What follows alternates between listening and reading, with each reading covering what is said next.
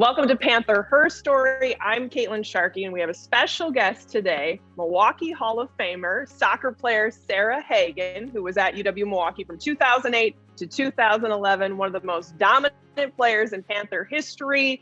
She is ranked 9th on the Division I scoring chart with 93 goals.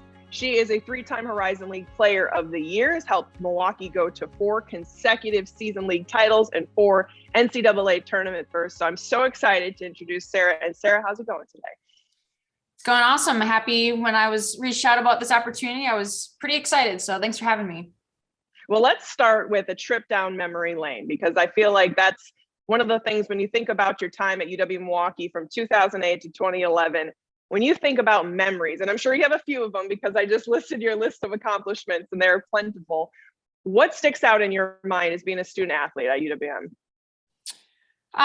For me, it was really just the people that I met along the way there, and just the consistency of success that we were able to sustain over those 4 years. Like you said, we were able to accomplish a lot.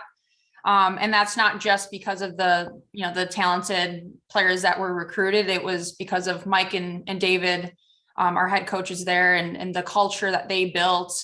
But also just, overall the athletic department, looking back, I didn't have many offers to play elsewhere, but just hearing what other people went through in their college experience, like I had nothing but great stories from my time at UW Milwaukee. How do you think UW Milwaukee helped you as a woman in sports and kind of developing in your own growth on the field, off the field, and kind of did for the program as a whole? Yeah, I think that like I said, I think the big thing with UWM athletics, they had the resources for me to have a voice, develop and grow, become a better version of myself, both academically and then also athletically. Like I said, Mike and David, our 2 head coaches that were there at the time, pushed me outside of my comfort zones to see what I could achieve and not just settle for what I had already achieved. So like I said, I think it was a perfect fit for me, and not sure if I would have been able to have the same success if I was, at a different program. We're thinking this year about the 50th anniversary of Title IX and what it's done for women in sports. You think of all the trailblazers and the women that came before us and that were involved in sports that pushed for these rights. When you think of women in sports role models, who are those people to you? Yeah, for me, those women are the women's national team players that played before me, the Brandy Chastains, the Mia Hams, and then more recently, the Abby Wambachs, and players like that. They've got a really big platform to bring attention to the women's side of the game. I was just kind of sharing stories with some of the players I coach. They were able to see some of the facilities this past weekend in Kansas City when I first came into the US League, the NWSL. And, it's kind of shocking that some world-class athletes that's the facilities that they were, performing on, the treatment rooms, it's kind of shocking to see how it, where it was at 6-7 years ago. But it's awesome to see that there's been some growth over the last few, 2, 3, 4 years.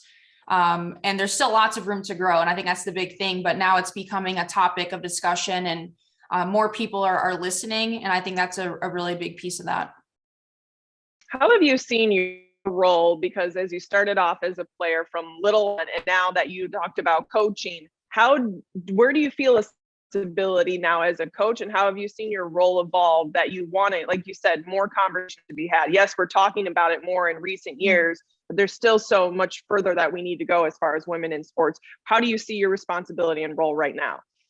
Yeah, and I think that's kind of what has ultimately given me my motivation to stay in the game, is to give back to some of the youth players who want to have that female role model. When I look back to some of the coaches that I had growing up, there's very few women coaches that were there for me to kind of have, their stories at the college, level.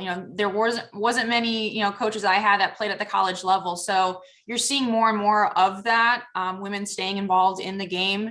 And I think obviously with my experience, my background, not only playing at the Division I level, playing professionally, there's a lot of girls who I'm now coaching who have those aspirations and those dreams. So it's really important for me to be able to kind of help guide them, whatever their pathway may be, and just kind of give them that, like, hey, if this is something I really want to do, here are the resources. There's people who are wanting to help me get there, and it is possible, it is achievable. What would you say, and what kind of advice would you give to student athletes, maybe even at UWM that are watching this right now, about women in sports and kind of pursuing your dreams? And basically, as a cliche as it sounds, but I've been saying it all throughout my career, like, no dream is too big. Do you really feel that for student athletes, and what advice would you give them? Yeah, definitely. I mean, when I look at my time at UW Milwaukee, I came in as a freshman just hoping to get some minutes. Was able to have a lot of success as a freshman, and that kind of opened up my eyes, like, hey, like I said, if I, worked this hard and was able to achieve this amount of success, just imagine if I, push myself even more. So like I said, just having those resources, having coaches at UWM that really want the best for you. Our slogan in our locker room at UWM was bringing out the best in each other. So that's something that I still carry with me today. It's what I tell my players. Just being there for your teammates. If you put in the work for your teammates, they're going to, return the favor. But again, just using those resources around you goes a long ways.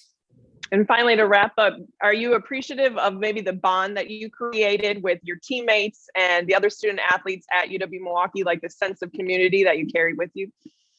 Yeah, definitely. We still keep in touch. We've got a group chat for every holiday.